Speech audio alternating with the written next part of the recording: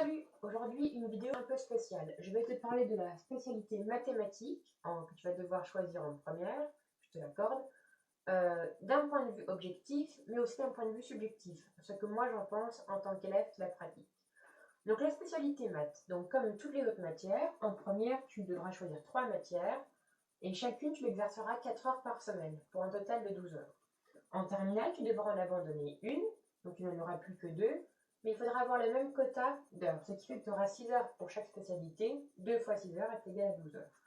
Donc, bien entendu, l'aspect maths, elle s'adresse plutôt aux esprits scientifiques, c'est évident, hein, comme la spécialité humanité et littérature, plutôt aux esprits littéraires, bien entendu. Donc, le programme en première, donc on fait de l'algèbre, pardon.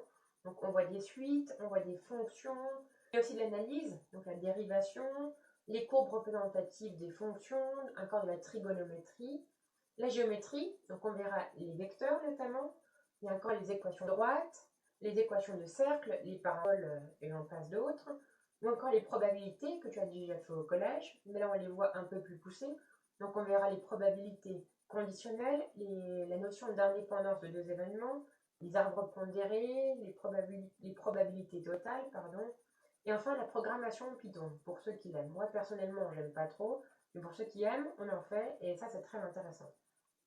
Donc, on va pas se le cacher, la spécialité maths, c'est une spécialité qui demande un bon niveau. D'ailleurs, comme toutes les autres spécialités, hein, c'est la vocation d'une spécialité, c'est d'apporter des bases solides dans la matière. Donc, je pense personnellement que si tu prends la spécialité maths, je pense qu'il faut prendre la spécialité physique. Ce sont deux matières qui sont complémentaires. En physique, on utilise des notions que l'on utilise en maths. Je pense notamment aux vecteurs pour les forces et de nombreuses choses comme ça.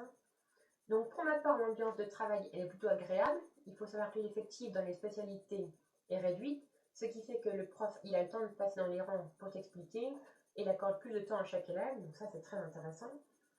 Donc, la spécialité maths en première, ça demande un peu plus de réflexion et d'autonomie. Pour ma part, le prof, il affiche une liste de, par exemple, 5 ou 6 exercices à faire au tableau. On les fait à la suite et le prof, il les corrige au fur et à mesure qu'on avance. Donc, voilà. Donc, en terminale maintenant, donc tu as 3 choix. Donc, ou 4 choix, pardon. Donc, soit tu abandonnes la spécialité mathématique pour te tourner vers l'option mathématiques complémentaire. Donc là, le niveau est moindre que celle de la spécialité maths, mais ça te permet de toujours avoir un lien avec les mathématiques. Donc ça peut être un bon compromis. Ou bien alors tu gardes la spécialité maths et tu en abandonnes une autre. Ou bien encore, pour ceux qui là ont vraiment un bon niveau en maths, tu gardes la spécialité mathématique et tu prends l'option maths experte. Donc là, ce niveau, c'est un niveau supérieur que ce qui est attendu au bac, mais c'est très intéressant. Ou alors, quatrième choix, tu arrêtes complètement les maths, ce qui serait vraiment dommage.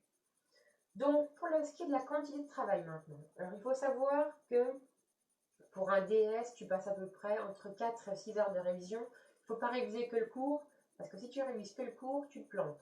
Donc, il faut aussi réviser les exercices. Donc voilà, entre 4 et 6 heures, ça dépend de la facilité de chacun à apprendre sa leçon. Et un DM, en revanche, ça demande beaucoup plus de réflexion qu'au collège. Des fois, tu suis des raisonnements inverses par rapport à ce qu'on t'a appris à faire, ou ça demande beaucoup de réflexion. Mais néanmoins, le coefficient est moindre que celui d'un DS. Donc si tu te prends une pelle, c'est beaucoup moins important qu'un DS. Donc voilà, j'espère que j'aurai répondu à toutes tes questions. Si tu as encore des questions, n'hésite pas à me les poser dans les commentaires et je tâcherai d'y répondre.